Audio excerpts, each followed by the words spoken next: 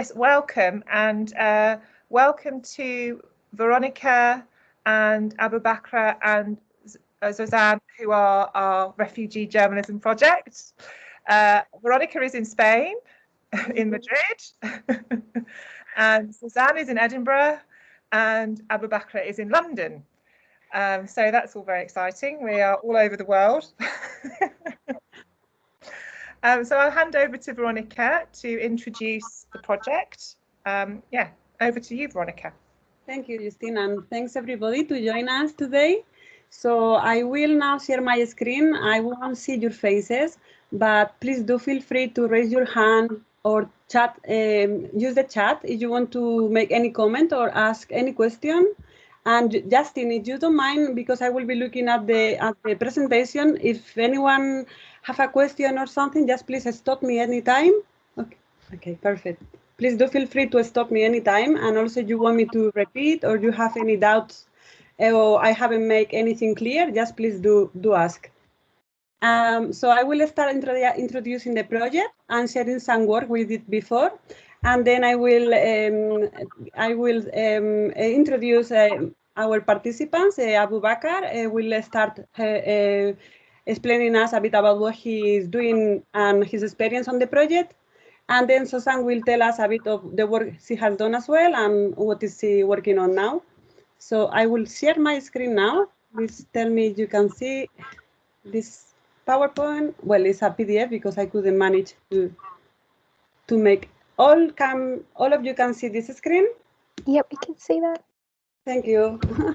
Okay, so well, as I was saying, my name is Veronica Otero. I am now in Madrid, but I work at the London College of University as a project coordinator for the Refugee Journalism Project since 2018. Prior to this, I was a student. I studied photojournalism and documentary photography at the same school, same university. And after my graduation, I already have my eye on this project. So when I saw there was a possibility for me to become involved, I applied for the job. And since then, since 2018, I've been helping Vivian Francis, the project director, in the run of the program. So as you can see here on my photo, this is the participants from the previous year, from last year. And this is all of us gathering for a drink after one of our Guardian sessions. So I wanted to introduce the project using this image, as I think it reflects very well what we do. So the Refugee Journalism Project is an effort to assist people with refugee background who were journalists in their country of origin and help them to restart their careers in the UK. This initiative is based at the London College of Communication, and our current cohort started in May 2020, but the project has been running for 3 years now. The participants, as you can see, come from all over the world.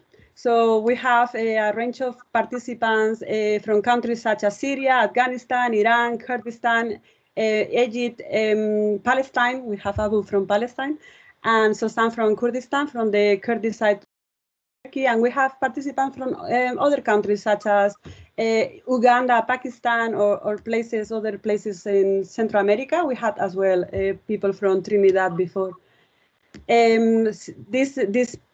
Some of them are already very experienced journalists, and they have to flee their countries because of, in many cases, because of the outbreak of war, but in others because of their journalistic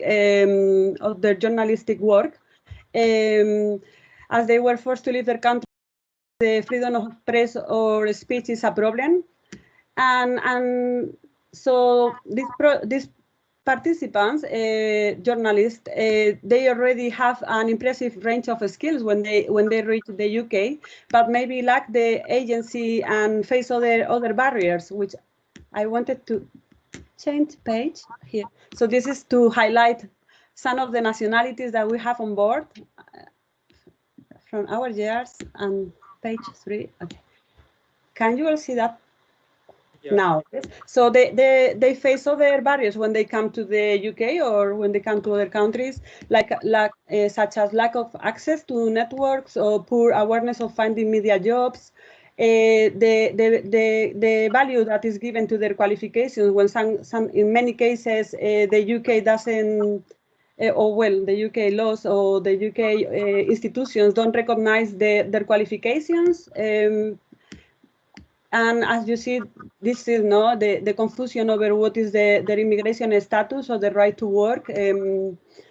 And then how they are always defined as the refugee and not as a people with a background and profession.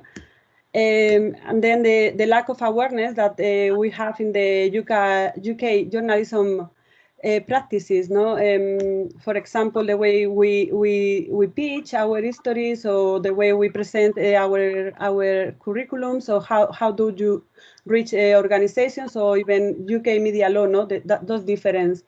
And then also, well, one of the barriers is the English. For most of them, English is their second language, even though they have a very good understanding of the English.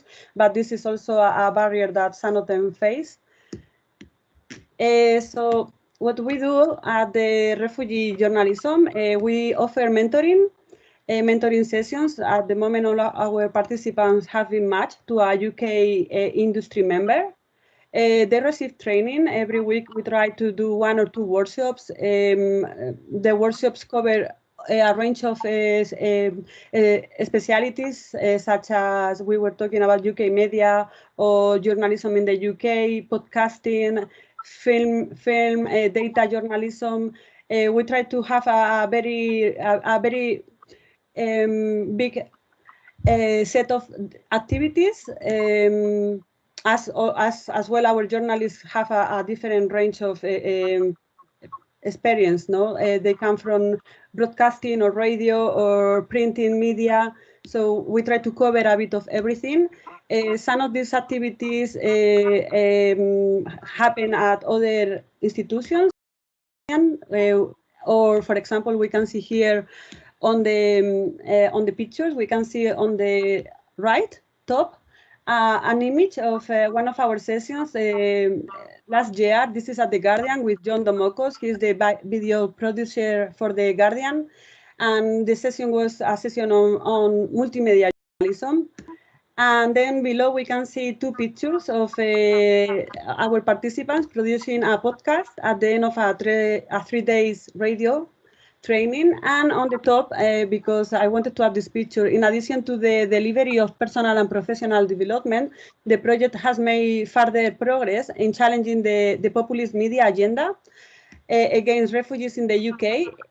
And we have done this by engaging us and the participants with new audiences, key policy and opinion makers, in order to debunk the negative public perceptions of refugees as such. So this is a clear example of a session that we were invited by The Sun to attend a meeting with them on their offices at News UK. And we were invited by the managing editor, Paul Clarkson. This was a tour hosted by our previous with our previous cohort in 2018 to discuss representation, the editorial processes, and the recruitment that this organization does. It was kind of interesting to have this type of experience. And then I use a little bit of our collaboration that we do with the students at the university.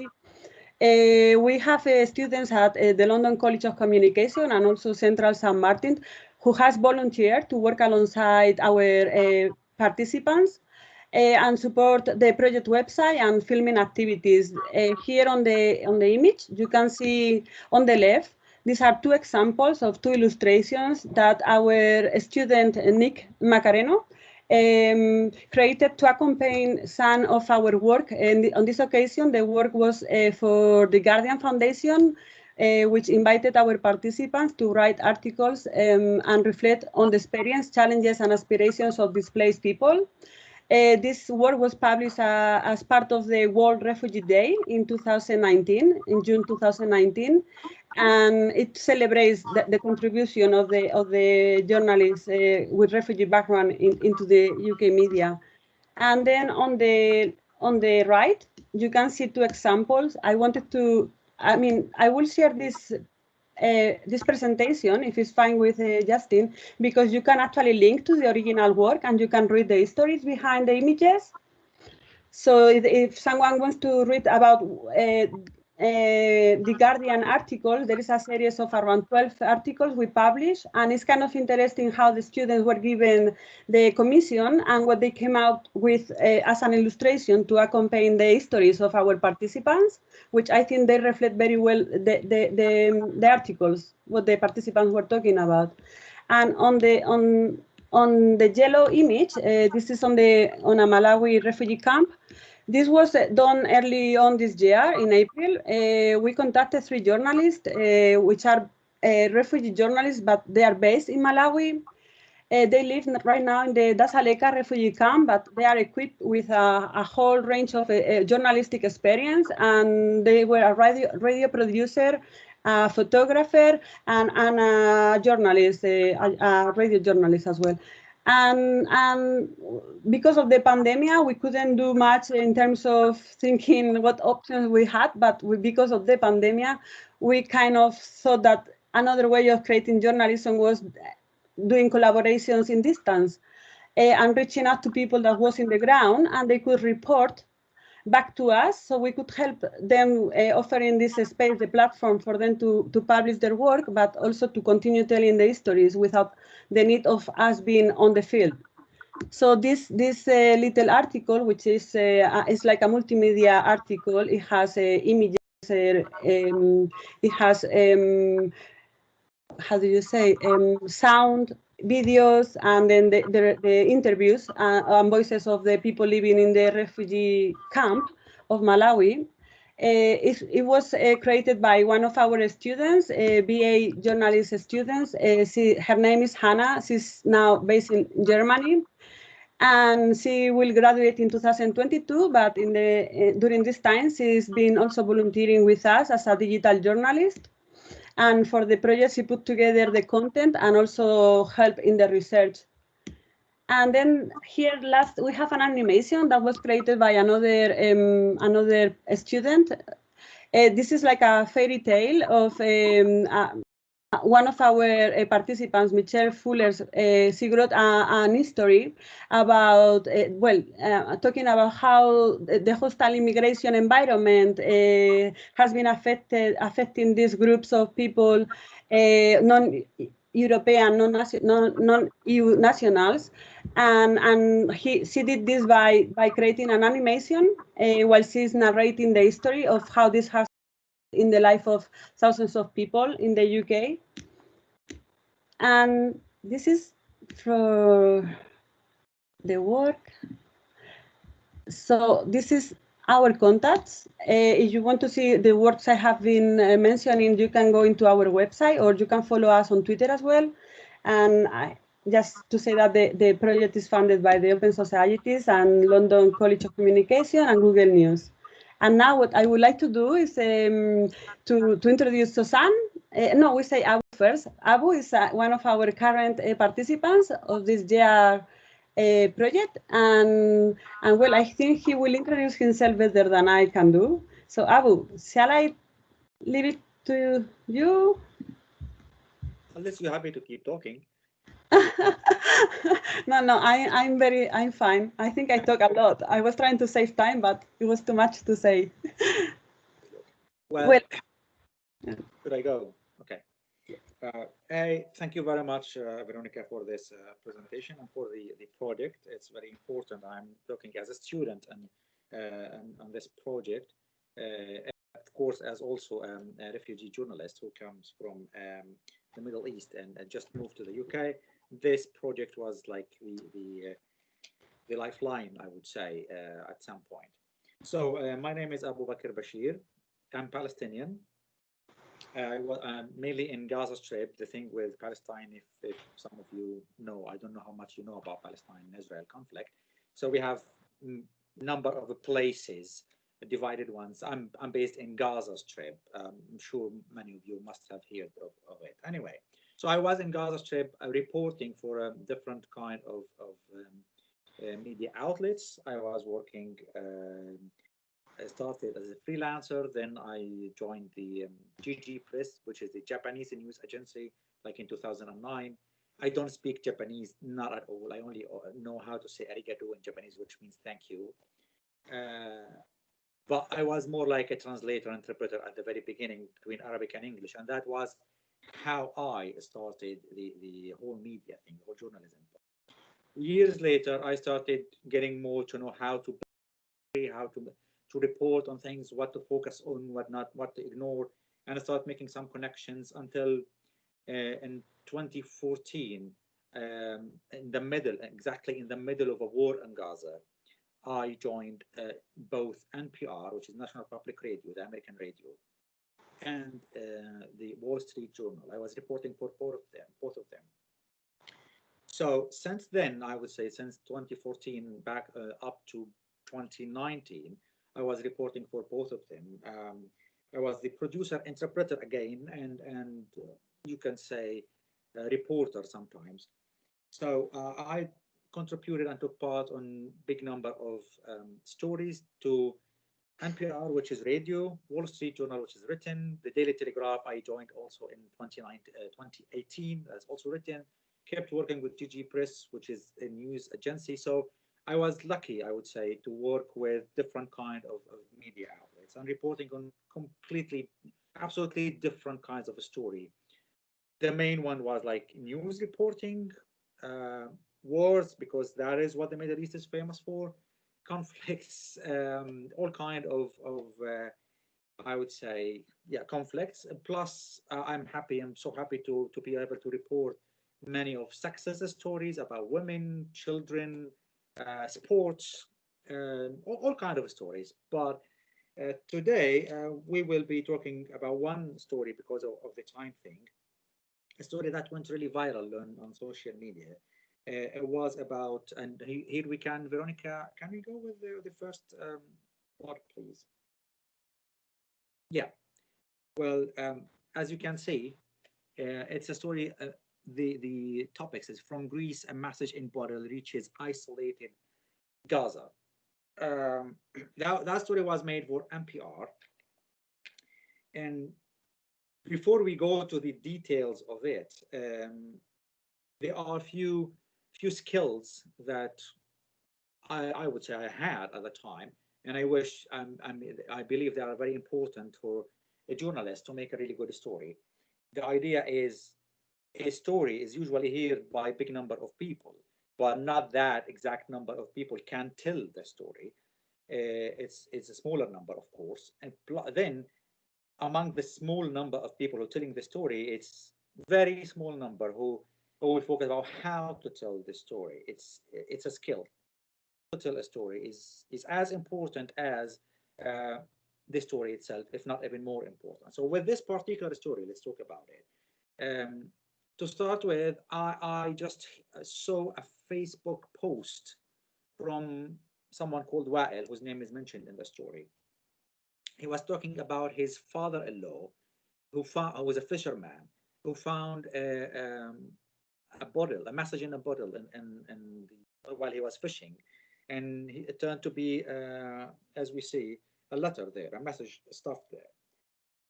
The idea is it was a Facebook post, which means hundreds, maybe thousands of people saw that post at the same time or different times at the same day. I was one of those. Now, what I would say, it's you should have a journalistic eye, because to everyone else, it was a Facebook post, so a post on the social media. To me, luckily, it was a story, a potential story. So what I did first is what any journalist or every journalist should go first to verify the story. You have to verify it. I mean, social media is good, but it's not a verified source for stories. So what I did first is I contacted the man who made that post, and I made sure the story is genuine, and his father-in-law did actually find that body and the message inside. B, and that happened within a couple of hours. B, I pitched the story to a number of media outlets, because I told you I was working with a number of them. So journalistic eye is, I would say, is something that you actually get born with. You may develop with time, but you were born with. Then fast reaction. You need to act fast. I pitched it fast, and to be honest, I pitched it to 3 different media outlets, and only one, which is NPR, that came back with a yes within less than an hour. I actually get a no for that story from another prestigious media outlet, and they regret it later, and they said they are sorry. So to have a journalistic eye, to see the story, to work fast in stories like these are all important elements. Then once we verified the story,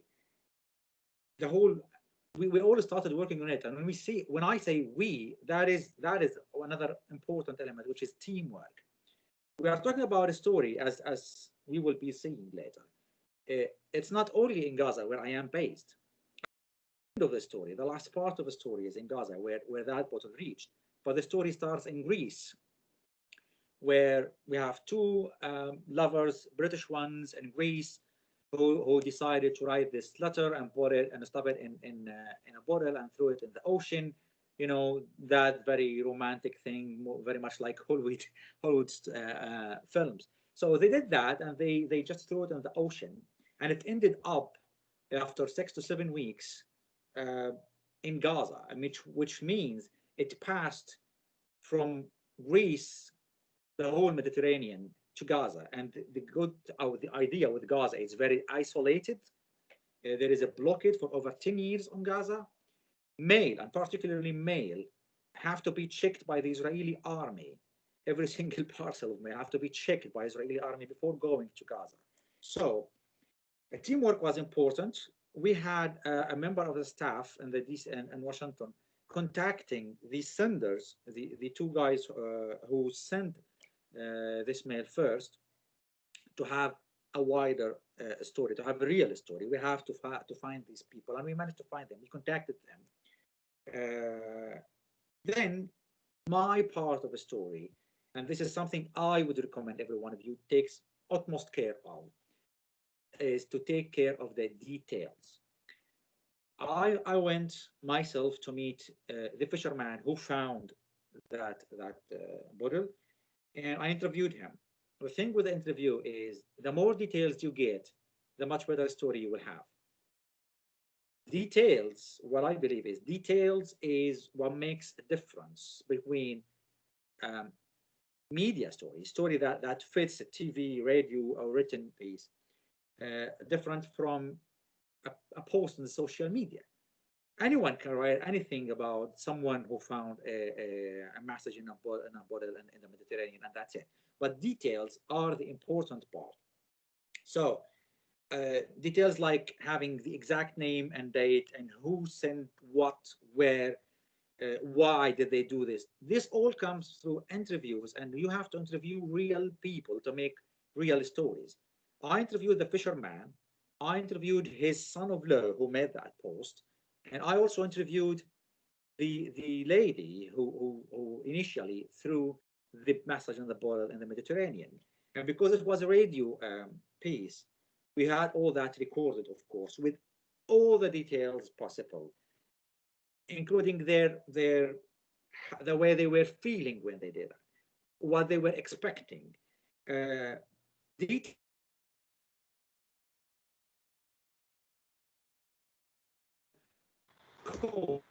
connection, sorry, I have to have quotes from people, real people talking. It ended up, for example, after an hour or so of interviewing the fisherman, with him saying, this is first piece of mail he had ever had. And that was astonishing, because this was in his 50s. So after we're done with the interviews, and again, because it's radio, and with radio, I don't know how many of you have done radio in the past or willing to do radio. it's important to draw this scene because people do not see what is there. It's just about them hearing or listening to it. To me, success in radio means when I manage to have the closing their eyes and imagining the story, seeing the story. So for that, for example, one of the options was to interview the fisherman at his place, but I took that fisherman and on his boat, and we went in the Mediterranean, and I recorded him in the Mediterranean with the background sounds of the boat engine, the ocean, and him reading that message or that letter. And I was lucky enough to have another sound in the background, which was the azan, which is the Muslim prayer calls, which at the end of the day ended up drawing that scene for audience, for readers. That we are in the middle of the sea. We are talking to a fisherman. He's now in his boat, and it's the Arab or Muslim part of the Mediterranean. These all details come through just the background sounds. So these were important in building up the story to see where is it. Then of course you have the important quotes of him saying that this was the first time he receives a mail, plus the other details.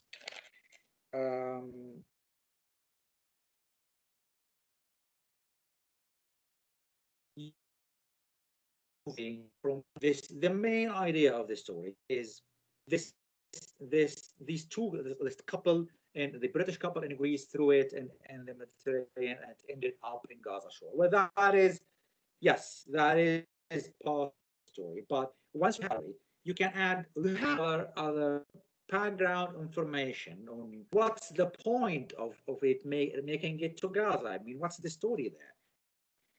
The idea is the blockade of Gaza, the blockade on Gaza for years, including that males cannot make it to Gaza until it's checked by the Israeli army. So you move from that story, or actually you use the story of the couple doing whatever they did, to talk more about the area, the conflict there, the kind of siege, the dreams of the people. And we had details, for example, for the son of Lot, who ended up, who told us he did the same thing a couple of years ago.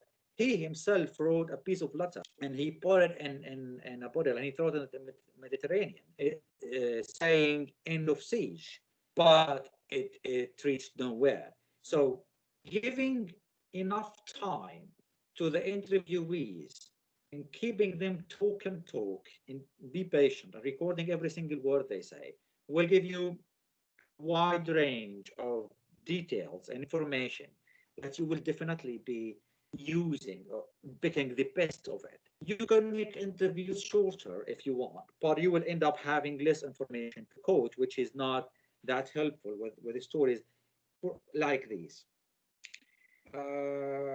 We can move to the screenshot, to the slide 2, please. Yes. Vivian. Give me a second. I thought it was nice to see their faces while we were talking. I come back to the screen. Okay. Okay. Well, the idea with the screen 2 and screen 3, not this one though. Which one then? The message? Yeah, exactly. The second one, not this one. This is okay. Let's start with this one. The topic again. Okay. One more. Get back. Yeah. There we go. Sorry. There we go. Important. No, it's okay. This is a very important issue for you guys. It's how to pick the headline, the topic of a story. I bet that many of you read stories in their life just because of the topic, just because of the headline. It has to be eye-catchy to make you go for it, decide to read it. And how many stories do you remember that you started reading because of the topic? Then a few lines later, you dropped it. So it's a mixture of everything. All components need to be really well done. For example, with this topic, you would see almost the whole story in one piece, which is from Greece, a message in a bottle reaches isolated Gaza. It's everything. It's from where it happened, what happened, and to where it reached. And also the isolated Gaza gives an indication of there is a story about Gaza too.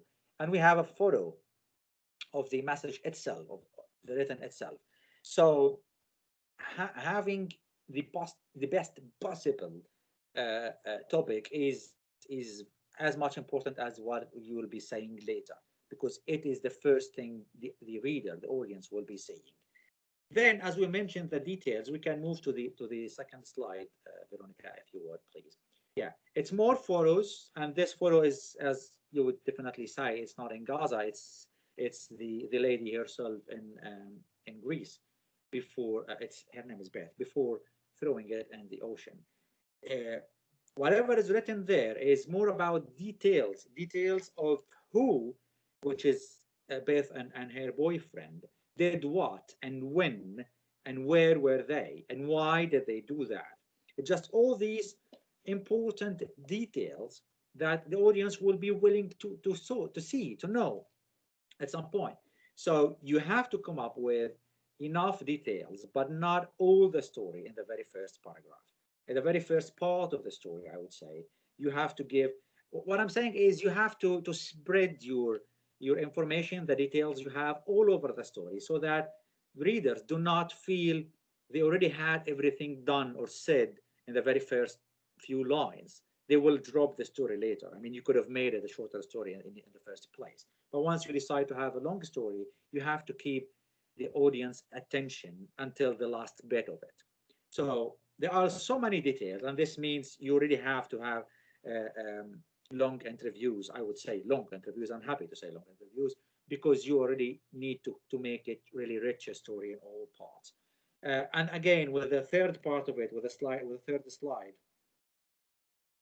we'll also see more details about the other part of the story in Gaza, who found it, what's the situation in Gaza. The isolated Gaza I mentioned in the topic now is being more discussed about why Israel and Egypt did that, because we have a Hamas government in Gaza. So you end up now sort of reporting about the broader image of the area. It's not only about this, nice couple who threw a bottle of glass in the ocean. No, there are more than one component of this story. So we mentioned the background, and also we mentioned the security, the Israeli security checking the mail into Gaza. So this is the second one. So in general, this is, I'm almost done with this story. Now that's different kind of a story we'll come to now in case we have time. Do we have time to do that? Well, yeah, I was wondering, we maybe go to Zozan and then we could have some questions, because it's 22:06 now. So I'm just thinking. Anyway, this was the story. I was just, we're done about it. So now we can move to Zozan now and we go with the questions later. Well, you could talk about this perhaps with the questions afterwards, yeah. Abubakr. So, when hopefully students will ask you questions, and sure. You could talk about this one then. And I know you've had some really interesting, covered some very interesting stories. And they've seen both Zozan and Abubakr, they've seen your biographies that Vivian put together for me, so they know a little bit of background what you do. But yeah, if we introduce Zozan now, Veronica. So Zozan, would you like? There we go. Can you hear me now? Zozan, just if you don't mind to introduce yourself to everybody, and then let me know when I should start sharing the screen. Yeah, thank you so much. You're welcome. Candy. Hi everyone. First of all, thank you so much, Justin, for having me, and then I thank you that you are here and listen to me. I am Zozan. I'm a Kurdish journalist from Kurdistan part of Turkey, and Kurdistan is an unknown country, and divided between 4 countries, and we have different colonies and Iran, Turkey, Iraq, and Syria. So I am from part of Turkey, and one of the difficult part. I can say that I was born in a village that there was war that time during 1990s, and under military and all the time, and the all ongoing war and all the time.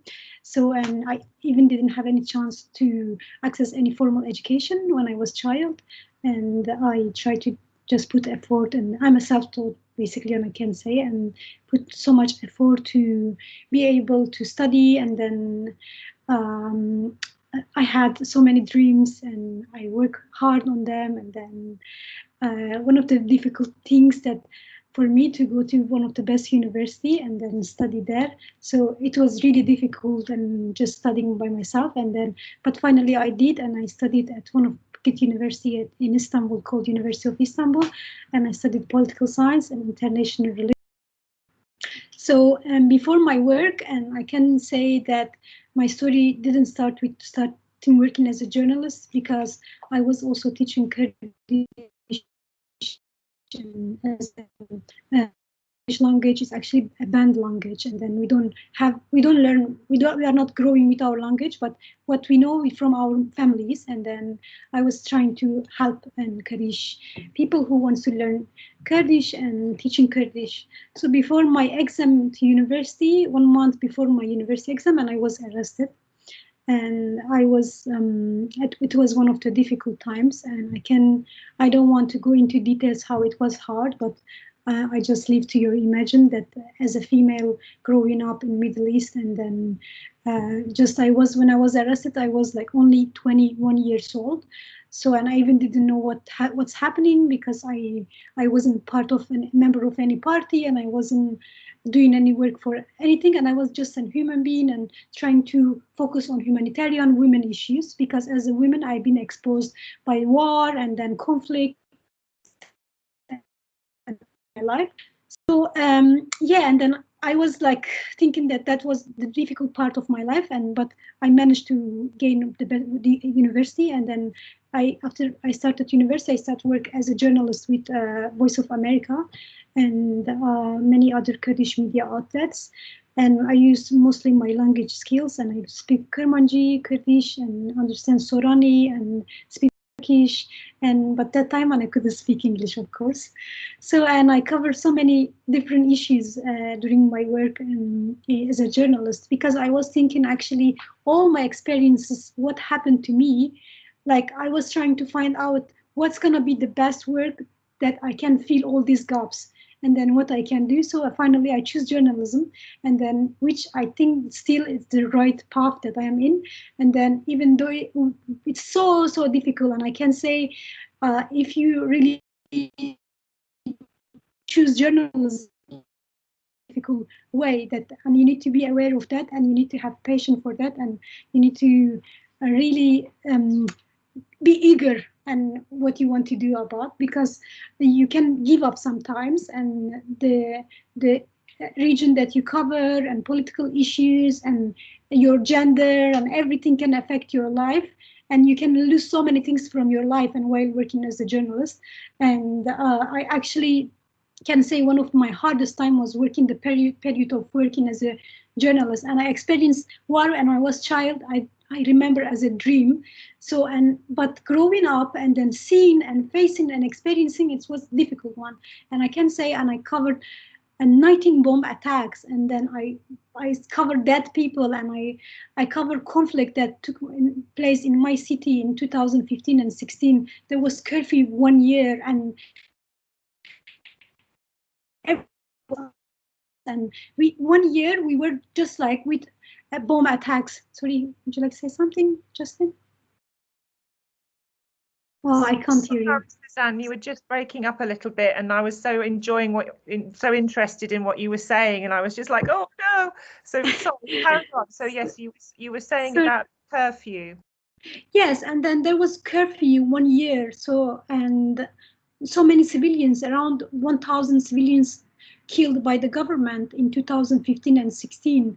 And even though the government killed people, nobody could take their dead body in the street and for days and days. And whoever tried to take the dead bodies from the street, and then the government was just showing them the gun and to kill them. And then because of the curfew, so many things happen in the city, and like around 6-7 cities destroyed by the government. We are talking about a city that I'm sure you never heard, and then it's Turkey called that these cities are their cities, but they destroyed by 14,000 forces. So basically, it was one of the hardest time. So, and then also there was a few peace meetings and against the war, and many academics in Turkey announced that they are against the war. They said we say stop the war to the government, but what the government did, arrest these academics and remove them from their mission and then their work, and then so most of them became refugees in other countries, and most of them, some of them are in prison, and some of them cannot work in the same area. So in 2016, coup attempt took place in Turkey, and I was in Istanbul. That night, I never forget that my house was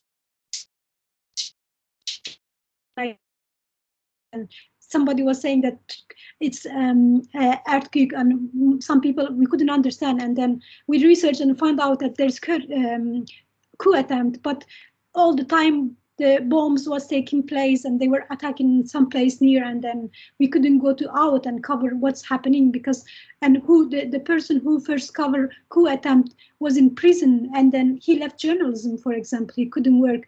So, and another hard time start with coup attempt in Turkey, and which they brought so many rules, and then they put so many restrictions, and whoever writes something, they try to ban them, they try to arrest them, they start to now Turkey prisons are full of journalists, academics, teachers, students, and I can say like around 70,000 students are in prison. Around 200 journalists are in prison, and they cannot actually continue to do their work, and they cannot say stop the war. So this is one of the biggest issues. There is no freedom of speech. There is no anyway. So, and I was all the time when I was working in the street, and I was threatened by the police, and the police attacked me many times and raided my house and made a lot of cases. So, and I basically, and it became like a really difficult situation to leave, and you had to choose between different things, prison or going to another country or another place in order to continue work on bring and highlight issues, or continue to write about what's going on in your country and to your people. So and it was one of the hardest decision for me. And even when I left my country, and it was really big, and I even like was crying every day, because the hardest decision, you cannot see your family, you cannot see your friends, you cannot work, and you also start to think, okay, you are a journalist, you cover so many things, your friends are in prison, so are you running away from all this thing happening, or are you really running to do more work? So you start to question yourself and what's gonna be the best. And like the moment that you're dealing with, you have a dilemma and then you don't know what to do. And yeah, finally when I came, my last work and news in Turkey was about a 17 years old girl who was killed by bomb attack in Ankara. So, and I met her family, and then I made like around 3 minutes film about her story and for Voice of America. And when it was one of the things, because so many dreams, and then she was only 17 years old. She was preparing for the university, and then she was killed in a bomb attack in Ankara, and she was in the peace march, and it was one of the strangest one, that she was demanding peace, and in Turkey stop war, and then against Kurds, and then against majorities in minorities in Turkey. So yeah, whenever I see that news, and that made me so like upset me, because I met family, and then I know what happened to them, and I wrote their story. So basically you exposed by the work you are doing. So you need so much motivation to continue this work. So what makes you happy really? And all these bad things, every day you open your computer and then you think like really not good news and things happening all around the world, and then you are witnessing so much, and then what makes you happy about this work? Like if you follow all these things and as a journalist, yeah, there are something actually make us happy, that to highlight issues, make changes. So I am sure that we today, if we are in exile, so we made changes, we brought so many stories, and then we highlighted and so many people heard about what's happening in the country. And then like even about humanitarian and a personal story, and I can say we make changes. So about writing a refugee story, and who was waiting for his papers for 3 years, and as a Yazidi who was the victim of a genocide took place by ISIS in 2014 in Shingal. So changes are who has been through so many difficulties and cannot reunite with their family, bringing their stories. And then, yes, and I can say that these all things are really important, and that about when you see that your work come out, and then when you see that it bring an impact, and which is important. So, and when I came UK, and I want to talk about my journey to UK, and I couldn't speak English, and 1 year I just focused on English, make friends, and then try to, but also to release from the trauma that I had from my previous work in Turkey and Kurdistan in Middle East. So, and it's not easy at all to come in and then suddenly you have like, you don't have time to be upset in your own country, because so many things going on, and you have always people around you, and suddenly you come in a country and you don't know anyone, and you don't have work, you don't have people around you, you have nothing. And start to think that trauma start from the beginning, and you understanding. So, and during the work, actually to keep your mind and to know your challenges and your strength, and is really important. So, and I didn't know and how I'm gonna continue work as a journalist. I was about to lose my my hope that how I can't speak English and I can't write articles anymore, and how I'm gonna write and bring more impact into reach some different audiences. You know, you are in another country and then you are not in the field that you were working previously, but now you have different audiences, how you're going to reach them.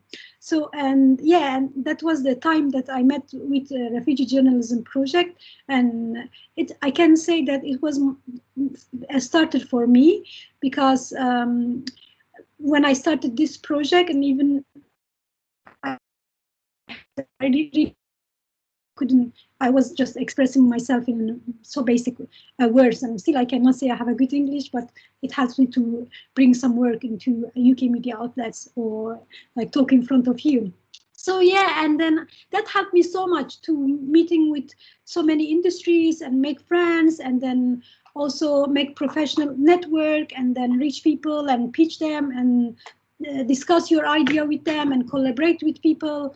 And one of the important thing actually, if you have enough network in a country, and especially in UK, it's really important for a journalist. So you need to have great network to be able to continue work. You have experiences, you have, yeah. This is fantastic, Zozania. Thank you so much, Zozan. I'm just thinking, I'm sure that everyone's got lots of questions that they would like to ask both of you. So I was just wondering if maybe we should start to ask some questions now, because there's so much that you've both done, and this is just a tiny little taste. And it's very kind of you that you both said that you to talk to the students if they wanted to contact you to interview you for an article. So I'm sure they will want to do that. But is there anyone who's feeling brave enough to ask a question? Oh, I'll put you on the spot now.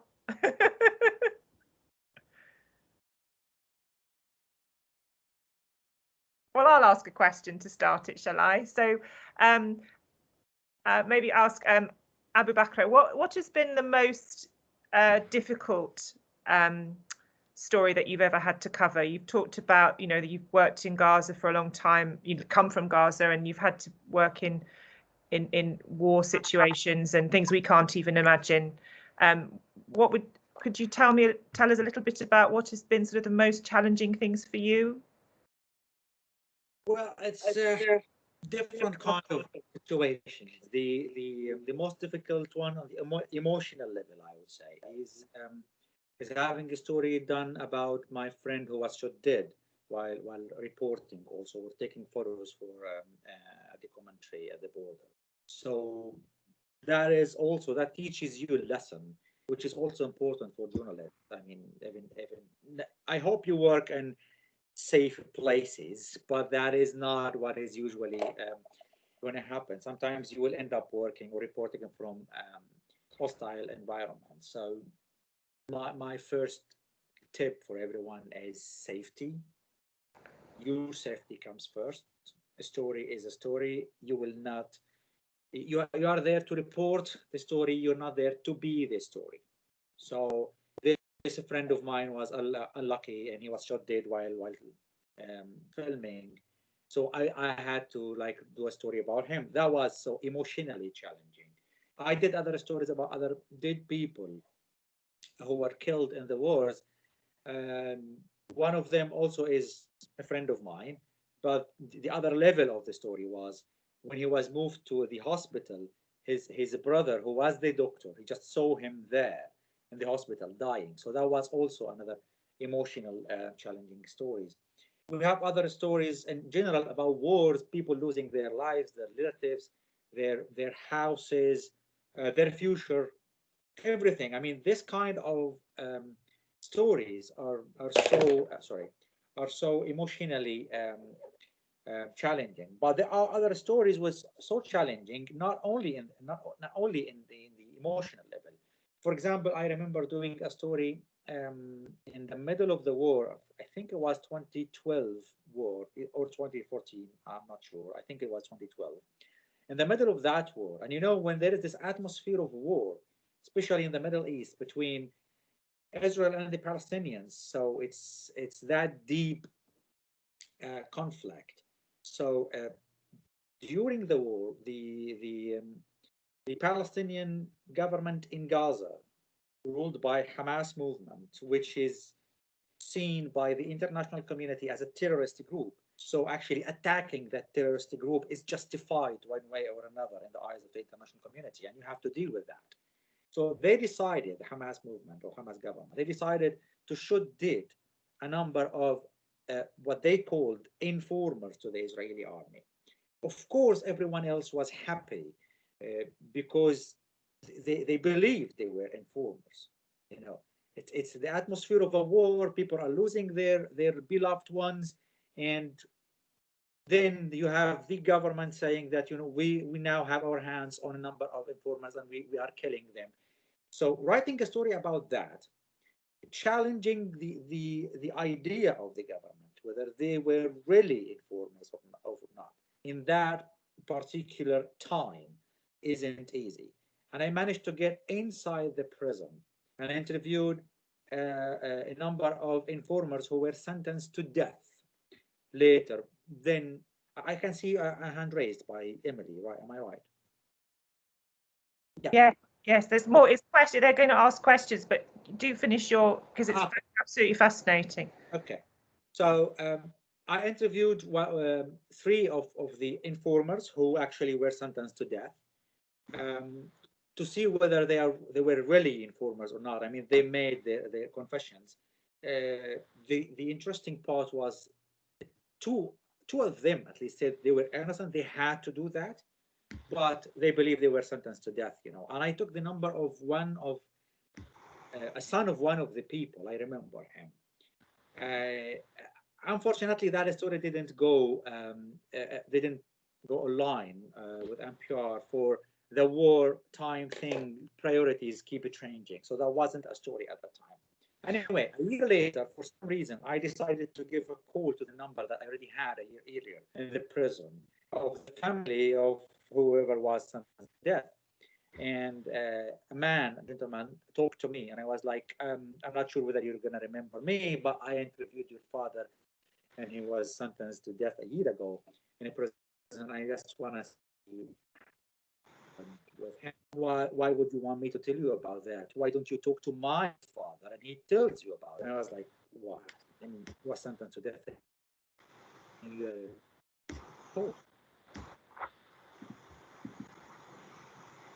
Sorry. Oh no. A year ago in the prison. I told me I was innocent, and now I'm released. I was like, well, sorry, you broke up then. So were you saying that the man that you thought was sentenced to death was actually released and was alive?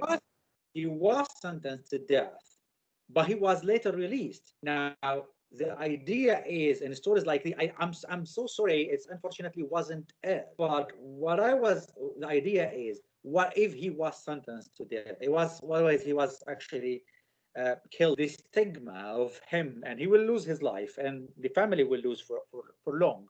But he was innocent.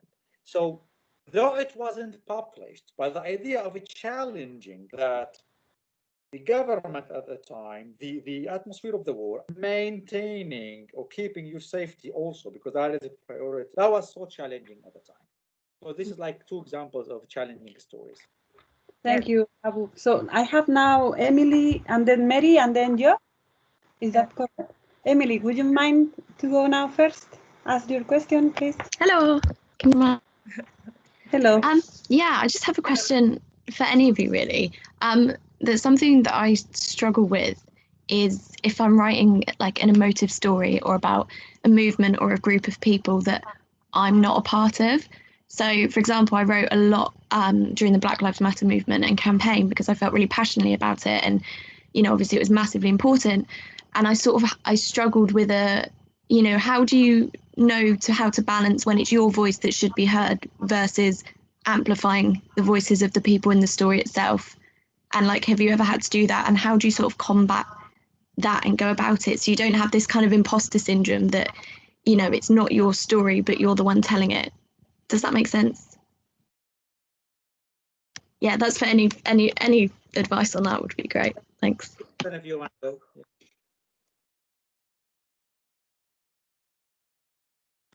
Zozan, your mic. Switch on your mic, please. Yeah, Okay. Sorry.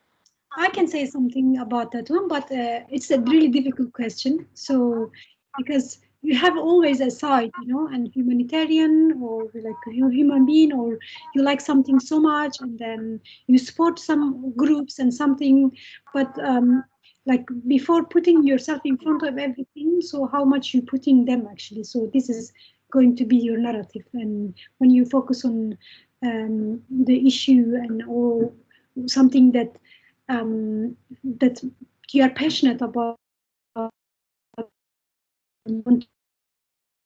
this is actually your side basically. And sometimes like there are, for example, mainstream medias, and you struggle so much to understand their content, so they have their own side, or you for example passionate about what you are doing. So, and it's important actually, so to try to make balance between that one, but choosing your words make you as different than other journalists. When you choose your words in the way that you really like it, and then that's make you the journalist. And you follow some journalists, and then you can actually get motivation from there, and you learn from them as well.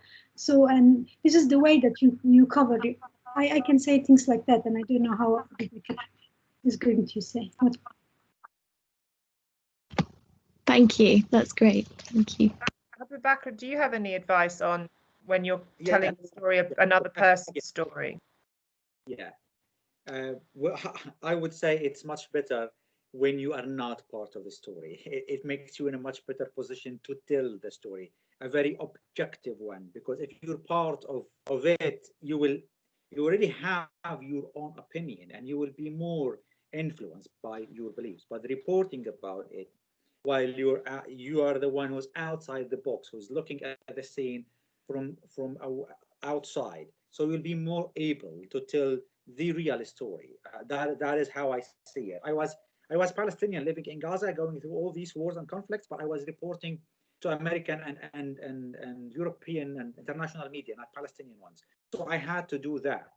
It's not easy, but it's a skill that is you can pick, and it's very important to understand that you will be reporting like 99% of the stories you will be reporting on. You are not part of, you are just the reporter. And I agree totally with Susan about one important issue with the choosing your words, the terminology. I can give you one quick example here. And this is important because you need to study the case you are working on before you write. For example, we were writing a story, and in part of it, it was mentioned there is the wall, the holy wall in the Holy Jerusalem. Okay, now Palestinians have a Palestinian name for it. The Israelis have an Israeli name for it. So the question was whether to use Al-Buraq wall, which is the Palestinian name, or the Wailing Wall, which is the Israeli name. And by default, the reporter, the other reporter of the story, just wrote the Wailing Wall, which is the Israeli terminology. And I was there to make the balance. This was not accepted, not because I am Palestinian, not because I am part of the story, no, but because whoever is the audience, the readers, are neither Palestinian nor Israeli. They should be like the Europeans, the Americans, the international community. So we ended up having the third name that the other part of the rest of the world used, which is the Western world. So that goes well with what Susan said. Yes, I agree with that. Thank you. So, Mary, is your turn now? Are you still here with us? Marie. Yes. Marie, have you got your question? Hi, I do. You can see me and hear me. Yes, we can. Thanks. Hi, I have a question for Zozan. You were talking about how important it is to stay motivated to be able to keep doing the work that you do. Could you choose a moment in your career that was positive and that made you feel good and that really made you think, this is why I'm doing this is why I want to keep doing this? Maybe your connection is gone and I missed the question part. Can you hear me now? Sorry. Can you hear that? You were talking about how important it is to stay motivated and how hard it is in your job. So was there a moment in your career that was positive and that made you feel good and made you think that this is why you're doing this, this is why you want to keep doing this, and that you maybe reflect on sometimes? Yeah, I can say that there are just sometimes, like I have a few times I felt that why I'm doing this job, but so many times I'm saying that's good, that's my actually way that what I am doing, and I'm really proud of what I'm doing, and I really love to continue work as a journalist, bring so much stories. So, and I have so many actually, and let me just remember. So one of the moment was as I talk about the refugee story, and here in the UK, and it was 3 years, and he was waiting for his papers, and then the government, the Home Office was rejecting his case and was telling him that to go back to live in Basra, and then he ran away from genocide and he lost his family, and I met his family in refugee camps, how their situation is really difficult. So, and then every time there was rejecting his case, and then to ask him leave the country and go to live in Basra, and Basra, which is like in Iraq, and which is like not safe for people, and especially Yazidis. Yazidis has different religion and they are not Muslim. So, and I wrote the story, and then it brought impact, and then he immediately after this story, and he got his papers, and then papers, and then actually attention, and so many journalists get in touch with me, and then they wanted to cover about his stories, and BBC and other media outlets, and they brought on their media, and then it brought so much attention, and then so finally he immediately got his papers, and then it was one of the good time that I was like, yeah, that's good that I'm again working as a journalist and bringing stories that can bring impact. And I have like so many stories like these actually, and especially and about women. And I have launched a podcast in 3rd August, and especially dedicated to Yazidi women and who was captured and killed by ISIS. And then, so as you know, that ISIS enslaved and 6,000 women in around 6,000 women, and they killed so many of them. So, and I dedicated that podcast to them. So this is also my journalistic skill and use that, and then help so many women, and that's make me happy because I have my own stories, and I'm also bringing so many people's stories. So, and then I know the way that they wanted to be heard, and then they wanted to be on the news.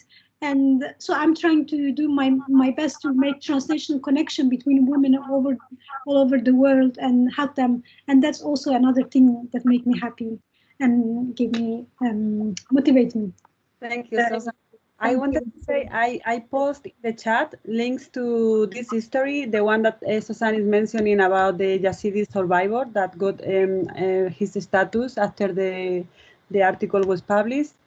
Mayor, his name, and then I also post Zozan's website where you can find about the podcast, and as well I post a Abubakr article, the one that he was talking about the message in the bottle, and you can find more online. But I will. Do you want to say something, Zozan? Someone? Yeah, I just wanted to say, like, if you want to hear some stories that I'm covering, I'm bringing and watching women with different interests, with the same interests, and then onto podcast we called Kurdish Women Podcast.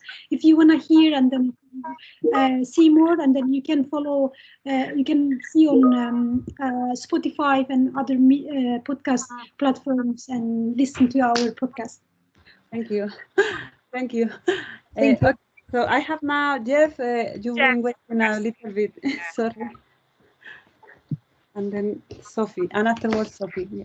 Go on. Yeah, I just wanted to ask about what do you think about the language that the government uses towards refugees?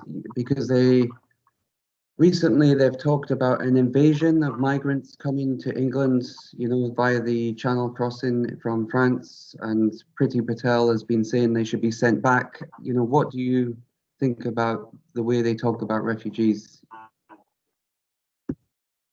Who should answer? To anyone, sorry, anyone who wants to. Abu, do you want to answer that?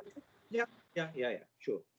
Well, as a refugee and as a journalist, I don't like that language, but you always have to look again at the broader scene of it. It is not only the language, the context is why it is being used. Why now? Was it different language in the past? If yes, what made it happen now? So you cannot just say that the government is using this kind of language that I don't like now. I mean, as a refugee, as a journalist, you can have your own opinion, but you're turning it into something to write about. That is not a story. The thing is there an increasing number of refugees coming into the UK through the channel, the UK channel, UK France channel? The answer is yes. The number tripled. Why now? So if I'm doing a story about it, it will be more about why the refugees are more coming into the UK now through the English channel. Why are not the French police doing what they were supposed to be doing? And again, I'm talking as a refugee, but still, professionals means you have to do no matter what you feel about. I'm a refugee. I may be one of those who made use the French not taking good care, between brackets, of their borders. But as a journalist, you have to be professional. You have to meet your standards of your audience. The language is inappropriate, of course, but we have a story to be told about the refugees, not about the language used. unless you're making a story about the language, that is different story, a very short in simple words that you don't like it. And here we have to come to just two main different kinds of stories, which is story, a news story and opinion story. Your opinion, what you think of the language or any other topic is your opinion, and it applies more to an opinion story. A news story is to tell you the news no matter whether you like it or not. It's just to tell the news. So you have to decide if you're doing a story about the language and you want to say you don't like it, it's up to you. You can do that, but it's more like an opinion story. A real story or a news story is to show the language being used now, to compare it to the one in the past, to find out why it has changed, what happened in France, what happened in the UK, the number, all the details. Does that make sense? Yeah, definitely. Yeah. Thank you. Can I add something to Abu's answer? I wanted to say something from my perspective, which I am not a refugee, but I am a member of the public and a member of this society. I feel that it's also our responsibility to really understand what means refugee, what is a refugee, and why there are refugees in the world. And I feel like that's for us to really realize and find out what the media is trying to tell us and where are we looking and reading those news. What is their aim, what they want us to believe and what they want us to do, because actually this is just kind of, so it is for all of us to start using the appropriate language when you're doing your work and when you are talking to these people, which they have a background, and at the moment maybe they have the refugee status, but they will again become citizens in a few years. That's something temporal as well for many of them. So just for us to as well to research and to know what we are talking about, and to share that with our colleagues, our friends, and our families, because it's so much that it has to be done by starting from us, from our circles, for them to understand what is the real issue, and starting from that, not from the language we choose and from our research, the one that we do. I want to say, if you have time, a few things. So, and I agree with Veronica, it's very important, the direction of people, because if the country is really welcoming, so they can defeat the way that the government talks, because I remember that they published something and then there was great reaction. The Home Office really, I can say, disgusting message about refugees, and then the public reaction made them remove them. You know, this is the power of the public. So, and if the public always be welcoming and then use the language that approach in a way kindly, and like a few days ago, a family, Kurdish family, died in the channel, and while they were crossing from France to here, and which is like so sad, and nobody. And if you ask me, I will never take this risk. You know, I would prefer to stay in prison, but I wouldn't take this risk. And then because you basically take that, then you have two chances. You rather cross, or you rather die in the sea, and which is like horrible one. So, and in this case, that people can change the government's language. I'm not sure that the government become wing, and then they are bringing new rules, and then I follow what they're doing, and especially deportation centers became like a really horrible torture centers, and it's exactly like torture centers to people. They don't have chance to see with meet with people, and then they cannot go out. They just wait for the date that Home Office make decision. And this is also another language that we are silent about this one. And like every day things happening, like World Refugee Day and many things about refugees, and the community is big in the UK. I think that there are so much that we can do here. I think what's coming across from what you're all three saying is that we need to start a positive dialogue, and as journalists, and as you know, young student journalists, to try and change this negative narrative that certain areas of the mainstream media and you know, the government of the day are perpetuating, and that, you know, you've spoken, both Abubakr and Veronica, in a very positive way, and Zozan as well, and but also Zozan, you've highlighted some of the real issues that we're faced with. So I think, you know, as journalists, we have, because I'm a journalist, we have the responsibility to, you know, so Jeff, you have a possibility to try and create a positive dialogue, and as Zozan has said, you know, to take your life in your hands and cross the channel, you must be desperate. You must be absolutely desperate to do that. And the difference between the word refugee and the word migrant and all of this language that needs to be. So I think it's, yeah, you know, you have an opportunity to try and create a positive dialogue, which I can see is what you guys are doing, which is, you know, really inspiring. Was there one more question? I have Sophie down as, I think I saw. Sophie, are you still with us? Yes, you are. Hello. Sorry, my computer. No problem. Terrible at computers. I wanted to say first, if you've got time, thank you so much, not only for sharing your advice, but your stories about work and life. You know, it's not only interesting, but it's just really humbling. Unbelievable stuff. But I wanted to ask, actually, if you don't mind, I know, of course, it's really difficult to communicate and quite dangerous, whatever happens. But are you still able to keep in contact with subjects you've done stories with before, so that you know what's sort of happening back in Palestine and Kurdistan? Do you still have contacts from your time doing investigative work then? Yes, the short answer is yes, and that is one of the, again, there are a number of skills a journalist needs to have. One of them is to have good connections almost everywhere.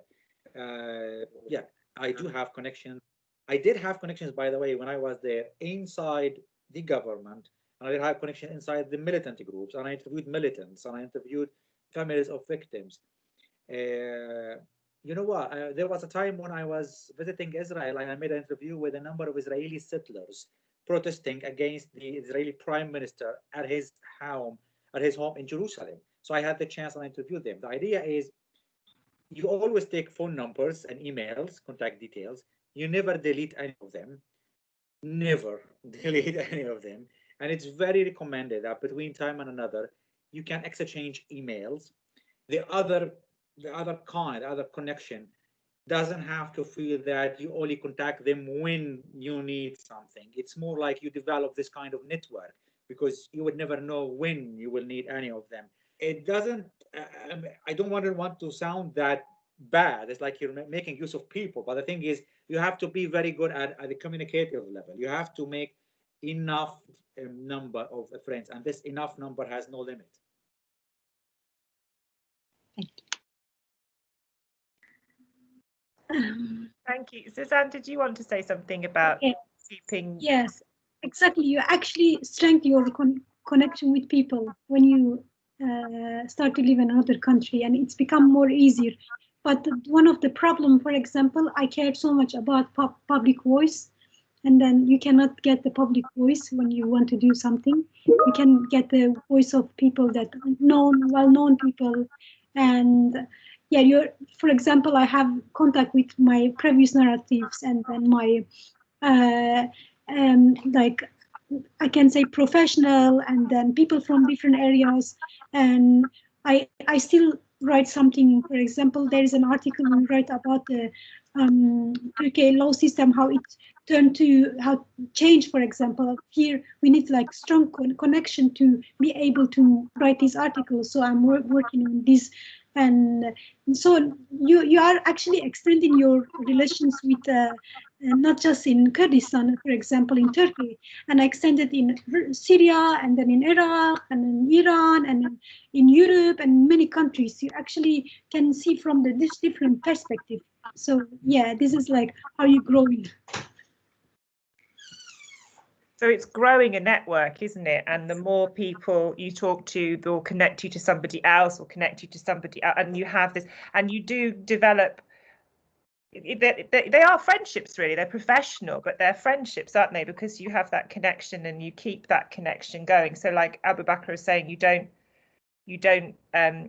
use them. You know, they are genuine people that you connect with. And It's kind of a strange thing, isn't it, the way that you can connect with people as in a professional job and feel quite a closeness to them, and yet also they are the professional person that you're interviewing, or that you develop this. It's a strange job that we do, the way we can get into people's lives. Yeah, and then that's why I'd say really important, and that you cannot get local people voices, and which is so important, really important when you cover. And I care more about local people's voices and then opinion, and because they are the people who witness and who experience all the difficulties of war and conflict and everything.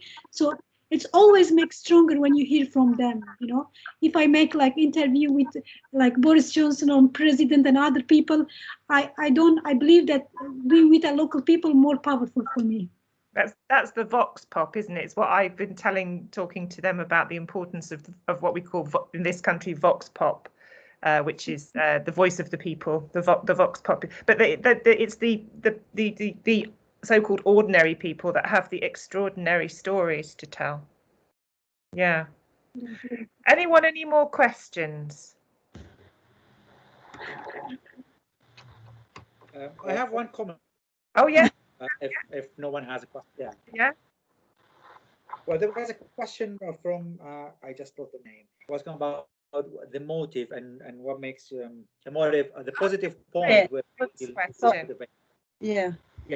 Well, in short, it's just to when you believe that you're able to make a difference in somebody's life, only at that point you feel that you're not only doing a paid job. You're not there to write a story, get paid, period. You are actually a journalist who is supposed to be making a difference. It also applies with the fact that we're talking about refugees coming through the French, and you don't like the language. Well, if you write about that, and at some point you manage to make a tiny difference in the language used, then you feel that you are on the right way. You're making a difference to somebody's life. Yes, it's that shining light in the dark corner, isn't it? And raising awareness, making a difference. Sorry, I think my connection is doing funny things. I just wanted to say that the change starts from us, from each of us. So we don't need to follow up bad habits from other journalists on other newsrooms. You just need to be yourself and report how you feel right. That is the right way for you. Jeff, you have something to say, I think. Yeah, I saw your hand like quick. Thanks. I just had a question for Zozan. I don't know how long she's been in Scotland, but has she tried a deep fried Mars bar? Fried? Jeff is from Scotland. Oh, it doesn't work. What's that? Did you have tried? No, I haven't tried. Yes, it's what doesn't work here. It's a Scottish delicacy, isn't it, Jess? Yeah, it is. You should try. Yeah, but I think previously it was something good in the history, but something no. Well, we have something like that in Kurdistan. Yeah. If you ever have a chance to go to there, just try to play this role. I will.